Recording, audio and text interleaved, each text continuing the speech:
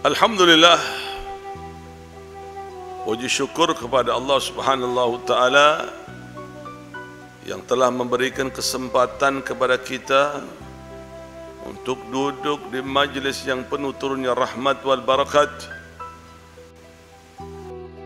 Afdal majlis wajhil ardi,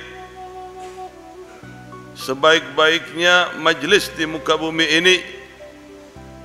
Mudah-mudahan kita yang berkumpul, kita yang duduk, atau yang dilihat di live streaming, mudah-mudahan semuanya dikumpulkan pula di surganya Allah bersama dengan Rasulullah sallallahu alaihi wasallam.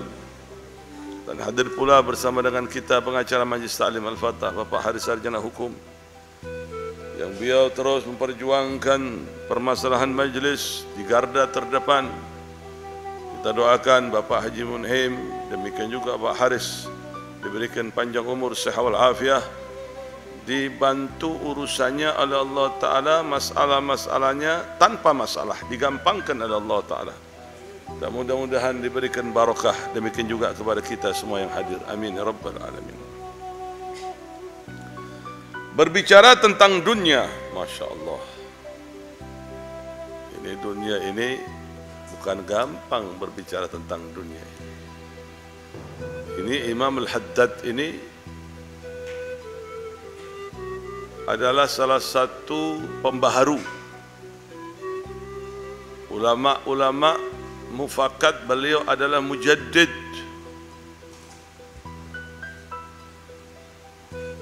Di dalam kitab Hikam beliau mengatakan, dunya tunadi ala nafsiha bilisan halin. Dunia ini memanggil dengan lisannya sendiri, mengingatkan bagi sang pencinta dunia, mengingatkan bagi mereka yang rakus terhadap urusan dunia. Khitaban liraghibina fiha, untuk orang-orang yang mencintainya. Dunia mengatakan, tentunya Imam Haddad ini mengambil dari riwayat hadis, ihdaruni fa innani fitnatun, berhati-hatilah kalian, sesungguhnya aku ini fitnah buat kalian, sesungguhnya aku ini ujian yang berat untuk kalian. Wa khudu minni zadal akhirah, ambillah kesampian ini untuk bekal akhirat saja, untuk syarat ibadah saja. Mengingat orang yang rakus itu akan gampang berbuat kejahatan. Orang yang rakus itu dapat menghalalkan segala cara. Orang yang rakus itu akan menumbuhkan sifat-sifat yang tidak terpuji.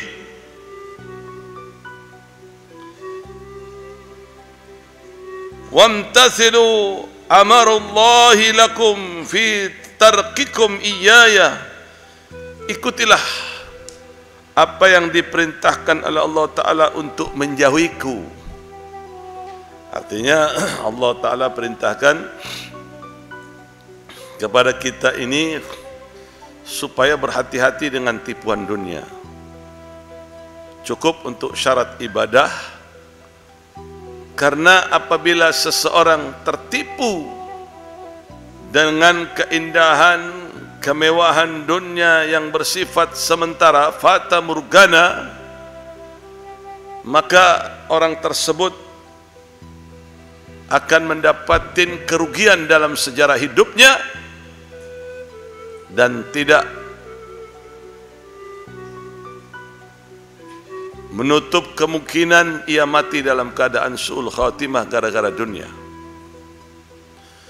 Kita lihat kisah Qarun.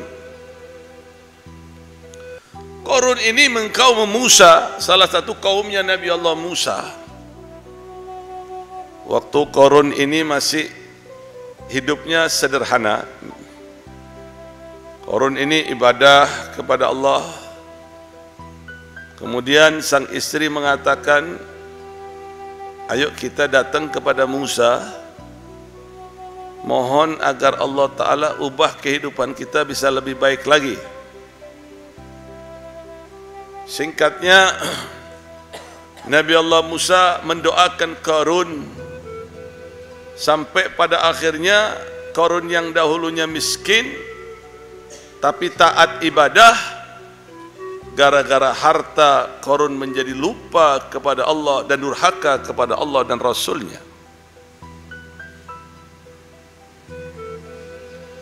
Kalau kita lihat bagaimanakah kedahsyatan tipuan dari tipuan dunia, menyebabkan orang yang dahulunya selalu bersama dengan Rasulullah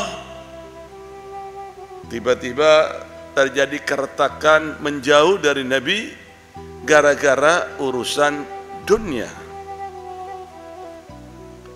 Bagaimanakah Tha'labah kisahnya?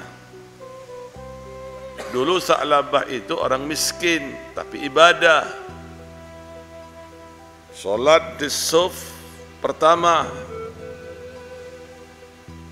bosan hidup miskin, mohon kepada Nabi agar menjadi kaya.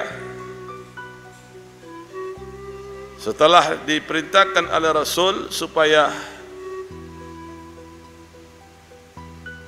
memilih hidup sederhana saja, tapi Tha'labah ini masih berkeinginan kuat dan istrinya untuk menjadi orang yang sukses dalam perniagaan. Sampai pada akhirnya Nabi mendoakan Tha'labah dan memberikan kambing hamil. Dalam waktu singkat, kambing yang hamil tadi itu anaknya banyak. Dalam waktu singkat, kambing tadi itu melimpah ruah, sehingga menyibukkan Tha'labah untuk urusan dunia ini. Yang dahulunya selalu salat berjamaah dengan Nabi mulai mundur. Yang dahulunya senang sedekah, begitu turun perintah untuk mengeluarkan zakat, Tha'labah dengan lantangnya menolak sambil mengatakan ini hanyalah rekayasa saja dari Muhammad. Padahal perintah dari Allah Ta'ala untuk mengeluarkan zakatnya, karena